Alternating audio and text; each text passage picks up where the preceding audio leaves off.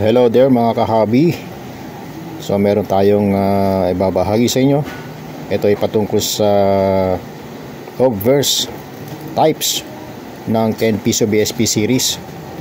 So bago tayo magsimula, kailangan malaman natin ang kanyang composition. So bimetallic, center, aluminum bronze, at ang kanyang ring, copper nickel.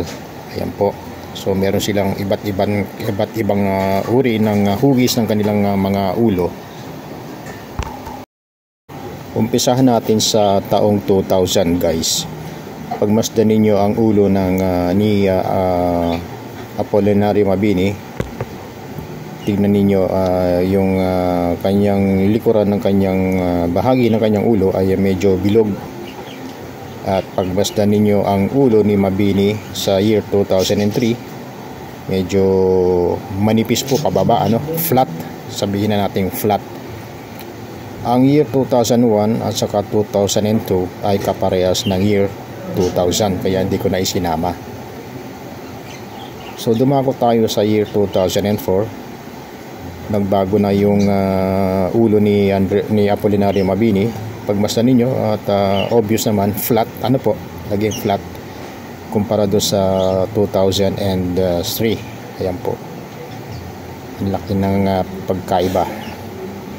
At dumako tayo sa year 2006. So yung 2004 and 2005 magkapareho po sila ng bust, kaya hindi ko na isinama ang year 2005.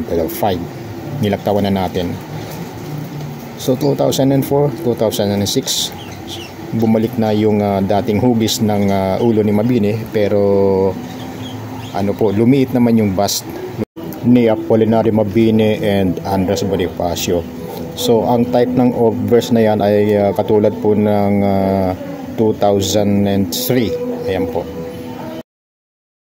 So dumako tayo sa panghuli, 2008. Ang bust ng 2008 at saka 2007 ay magkapareho po. To be exact, nagsimula sa year 2007 ang bust na yan na makikita ninyo sa obverse ng 2008, bagamat wala tayong hawak na 2007. So 2008 ang ginamit ko for comparison. Yan na po yung pinakahuling type ng obverse portrait ng 10 piso. Ayan po, hanggang 2017 na yan, hindi na po yan nagbago, pero sa kanilang reverse may mga pagbabago po. Ayan. So hanggang dito na lang, at maraming salamat sa inyong walang sawang pagsubaybay. Hanggang sa muli po.